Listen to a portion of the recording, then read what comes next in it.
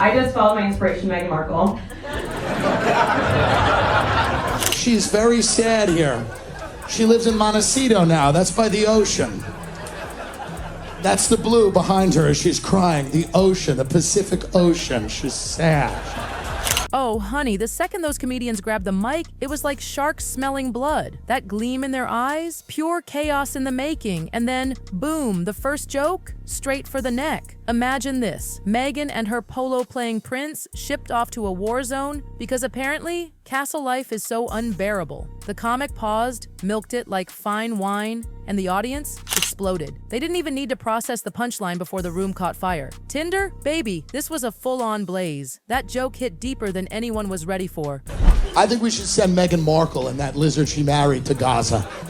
They have a 3-hour documentary on Netflix about how hard it is to live in a castle. 3 hours. Oh, but they weren't done. No, gasoline, meet fire. That same comic doubled down like a savage, painted Meghan sitting back, binging her own Netflix doc, while somewhere out there, a Syrian kid with one arm is pleading for a shred of empathy. Even the bartender lost it, slammed the bar to keep drinks from flying. This wasn't just funny, it was savage honesty. Every laugh carried a little guilt. Because finally, someone said out loud what the comment sections have been whispering forever. Threads. Not 1, 3. Then, plot twist. A whisper flies in from backstage. Beyonce. Yes, that Beyonce apparently dropped into Meghan's DMS. But before we could even sip that tea, another comic popped up, mock sobbing. Poor Duchess, they groaned. Tears fake, but the sarcasm dripping. Imagine juggling texts from Queen Bee while soaking in that Montecito view. The crowd, screaming, the disbelief, delicious. Beyonce just texted me. I can't believe she knows who I am. Read it? Oh, no, I could never read a personal note. Next stage, new comic, and oh, the shade gets colder. They're deadpan, listing every possible mispronunciation of Meghan's name like it's a deranged spelling bee. Meghan, Mugan, Mayhagan, the room detonated. If your own name can't stay consistent, how is anyone supposed to believe your story of a private life? Meghan Markle. Oh, it's so funny you don't know my name. It's pronounced Meghan. Sussex. I'm Sussex now. Yeah, I have the same last name as the children. So, Meghan. No, it's Meghan. And then came the guru, not of wisdom, but of mason jars and Montecito tap water trauma. They sauntered on, swirling a jar of backyard spring water like it was liquid Chanel. No tap water in Sussex land, they deadpanned. The absurdity was so insane, people jumped to their feet in laughter. Nothing says I'm relatable like treating Evian like holy waters. How I prepare water for my guests. So let's do a quick tally, shall we? In just minutes, Meghan's humanitarian image, torched. Her name, ripped to shreds. Her luxury lifestyle, drenched in mockery. But buckle up, darlings, because we haven't even touched the Beyonce text or the branding disaster waiting to blow. And it's about to get nuclear. A new comic tiptoes on stage, clutching their phone like it's a sacred scroll. Y'all, Beyonce just texted, they whisper. Phones rise, everyone leans in. The suspense, electrifying. The vibe, total tabloid fever. Okay, I'll read it. Then it happens, a fake throat clear. The comic reads, stage whispering, "Hi Meghan, I hope you and Machine are doing better. Loved you in Jennifer's Body and Transformers." The room exploded, screams. Because oh my god, did Queen Bey just mistake Meghan Markle for Megan Fox? Beyonce texted me and she said, "Hi Meghan. I hope you and Machine are doing better, and I loved you in Jennifer's Body." The comic collapses in laughter, slapping their own knee like a mad genius. You think she meant Megan Fox? Tap tap on the phone, cameras shake from laughter. One woman's crying. That idea that Beyonce might have DM'd the wrong Meghan, iconic. That was the moment the whole room got it. Meghan Markle's celebrity shine isn't just fading, it's getting confused. But baby, the roast wasn't done. The comic turned right into Meghan stuttering in a panic. Do I correct her or just let Queen Bey live in her bliss? The crowd? Gone. Because nothing says clout chasing like clinging to a mistaken message just to keep a Queen Bee connection. Clout. Transformers. Then, from the wings, a new comic storms in, timed perfectly, waving headlines like red flags. Which brand, which title, which Meghan is she today? they sneered, and the crowd got it. The endless rebrands, the lifestyle empire carousel, nobody, not even Beyonce, can keep up. I want to show that 3-hour documentary to a kid from Syria with his arm blown off. I want to say, come here, buddy, take a look at a real victim, okay? And you're going to work tonight, too. Don't think you're getting out of work, but... The room buzzed, because this wasn't just a text mix-up, it was a spotlight on a royal identity crisis. A-list confusion, mid-production product renaming, insider panic, jars recalled, labels swapped, logos dumped overnight. The marketing machine was unraveling, and it was glorious. Meghan. Meghan. Back on stage, another comic clutched a place card like it was a war trophy. Meghan, it read. The room braced. Even my phone spell check gave up. They started listing fake names: Meghan, Mugan, gone. By the end, people were crying with laughter. No. Meghan. It's Meghan. Meghan. Sussex. Meghan. Do it. Meghan. So Meghan's Sussex. They whisper, dead serious. Next week, it might be Meghan with a silent G. Stay vigilant. The audience loses it, because if she can't even lock down her own name, how can anyone trust her brand of authenticity? Could you tell us why you made this Yeah, so show? just want to show people that I'm leading a quiet, private life in Montecito, just not needing any attention. A new comedian enters, hands folded sweetly. They bow, mimicking Meghan's first curtsy to the late queen. It's so exaggerated their forehead nearly smacks the floor. Then they break character, all teenage slouch. I thought we were meeting his old Mima, they shrugged. Didn't know she wore a sparkly hat for work. The visual? Insane. People were wheezing. I didn't know I had to curtsy. To me, we were just meeting his super old, kind of weird Mima, who always wore this diamond-encrusted hat. Before the crowd even recovers, boom, another twist. Turns out that hat was a crown, babes, and I love that for me. It hit so hard, because no matter how big the stage, sometimes Meghan's giving high school cafeteria confusion. I didn't know it was a crown. So let's take a breath. In just a few roasts, Meghan's name has become alphabet soup. Her royal debut was reduced to a sitcom, and the whole idea of dignity? Gone. Slid off the palace walls like a loose brick.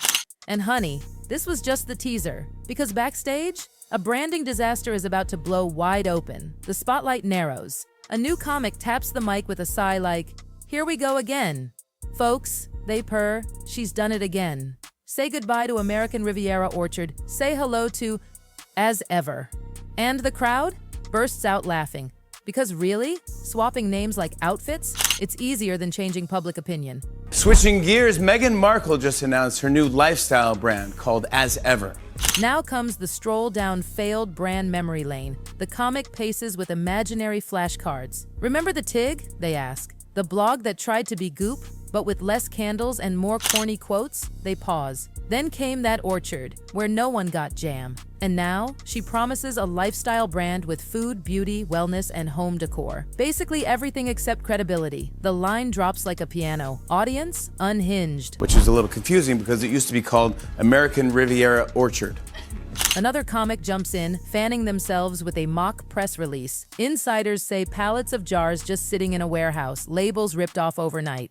Why? Because orchard suddenly sounded too agricultural. They clutch the document like it's the crown jewels. Picture it, staffers peeling stickers at 2 a.m. like their lives depend on it. The audience? In shambles. Then someone in the corner whispers, "This is real." Before that, it was the TIG. Now the first comic's back, hand over heart, pretending to calm panicked execs. "It's fine, team," they pantomime. Just slap on a new font, same jam, new label, problem solved, the whole room's howling. Because nothing says I'm losing control like rebranding jam mid-shelf. This is true.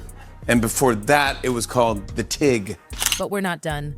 A voice offstage reprises the curtsy bit, lifting an invisible crown. If you think royal etiquette's tough, they smirk, try keeping up with her logos.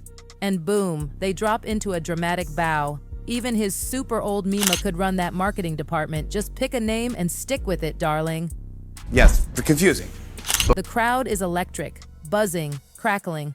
Comedians have peeled back the shiny surface and found chaos, sticker swaps, sleepless rebrand panics, a marketing strategy made of duct tape and desperation. But hold that image, because now we step into Meghan's picture-perfect garden. Curtains rise. It looks like a backyard ripped from a luxury magazine. In strolls a comic with a wicker basket overflowing with perfect oranges. "Welcome to my garden," they coo. Then a wink. "Actually, welcome to my set." The crowd erupts. They all see it. Those lights aren't sunlight. It's a softbox glare. "Every morning," the comic purrs, "I pick the ripest citrus from my grove, conveniently located between two camera cranes." Then they gesture dramatically. "Tropicana," they call to an off-screen dog. "After harvesting oranges, I collect honey from my homemade beehive." A pause. Which is totally not just a prop in yellow stripes. The absurdity crashes over the crowd. She's giving Whole Foods cosplay, and they're here for every sticky drop. Then comes the honey moment. "Every morning I take oranges to make juice for H and the children, and I collect honey from the beehive." No, I said honey, not Harry. The crowd, dead. The confusion between husband and harvest, peak chaos. Next, a comic glides in, sweater tossed just so over their shoulders. "Don't you just love tossing on cashmere while prepping rosemary jam for the kids?" They sigh. Silence. Then the crowd bursts into uncontrollable laughter. Because let's be real, nobody's toddler is waking up at 6 a.m. begging for artisanal jam. Then the guru is back. Yes, the water one. They hold up a crystal pitcher like it's communion. "Step 1, they whisper. "Never use tap water. It insults your guest's spiritual integrity." The front row, soaked in laughter, $5 spring myths versus real-world thirst. The privilege practically leaks. And just when you think it can't get more unhinged, each text from Queen Bey, like a cold coastal breeze, and the laughter keeps rolling because suddenly, no one buys the grief. Everyone sees it. The Montecito mansion, the sparkling ocean, the flawless makeup during a private cry. It's all just branding. The air? Electric. Like the crowd knows we've reached the final unraveling. The sympathy bubble? About to pop. But wait, the final nail? Cold. Calculated, price tagged. The stage widens to reveal two comics, lounging in deck chairs like they own a yacht, cocktail umbrellas in their drinks. They glance at each other, sipping Montecito mocktails. Picture it, one coos. Our duchess, slipping into silk, eyes glistening, holding her phone, sobbing, because she's misunderstood. The crowd snorts. Meanwhile, the Pacific Ocean behind her, sparkling like a sapphire runway. They don't even have to finish. The image is too rich. Tears that taste like imported sea salt, then flourish a brochure, shiny, glossy, and offensive. One comic flips it open like a weapon. Spring water, $10 a jug. Jam, $95 a jar. Sheet sets, more than most people's rent. They wave it like they're swatting away delusion. "How many bees?" they ask. "Does it take to justify a $100 honey jar?" The laughter is loud, but it's laced with something deeper. Realization, rage, ridiculousness. Then it clicks. The other comic leans in, eyes sharp. "Remember the brand shuffle?" they whisper. "The Tig, to Orchard, to as ever?" Each time she says it's about authenticity, but every time the price tag climbs. They mime flipping a calculator. Shrug. Funny how privacy ends up costing so much when you sell it as exclusivity. The crowd erupts, then the whisper turns sinister. Insiders say pallets of jam jars are sitting in climate-controlled warehouses, they tease. Labels peeled off, rebranded, again. But no one's buying it, literally. Finally, one last snap. The brochure closes with a smack, and there it is, the collective breath. A hush. Everyone gets it. Every lemon tree, fake, every tear, filtered, every moment of authenticity, scripted like a Netflix episode. A final hush sweeps through the crowd, not silence, tension. The last comic steps forward, bathed in gold light like they're delivering the crown jewel of chaos. They raise the mic. "We've covered castles, curtsies, kale, and capitalism," they say. So here it is. The final jewel in the crown of contradictions. They lean in. Imagine crossing an ocean, marrying into royalty, and promising compassion, only to become the world's favorite punchline. The silence shatters into the loudest laughter of the night. Glasses rattle, bartenders whoop. The band hits a rim shot that echoes like thunder, but the comic isn't done. They arch a brow. And remember, none of this would sting if she hadn't spent every red carpet insisting that privacy was her currency. But privacy has a price tag on jam, on water, on authenticity. Then, second comic returns, mock paperwork in hand. Brand experts begged her to slow down, they say. But there's always one more scent, one more sticker, one more mindfulness mantra to monetize. They toss the papers in the air like confetti. Authenticity, they declare, shouldn't feel this pre-approved. And finally, the mic tips forward like a toast. Love her or loathe her, the Duchess has gifted comedians a lifetime of material. The crowd cheers, but there's one last twist. Because every new punchline, just another plea for empathy that backfires harder than the last. Boom, mic dropped. Spotlights fade to gold. Comics bow, surrounded by punchlines, price tags, and sticker shrapnel. The pity narrative shattered, but the conversation just getting started. So tell me, is this a comedy of errors or the greatest rebrand hustle of the decade? Drop your thoughts, like, subscribe, because honey, you know what's coming next. You know what's coming next.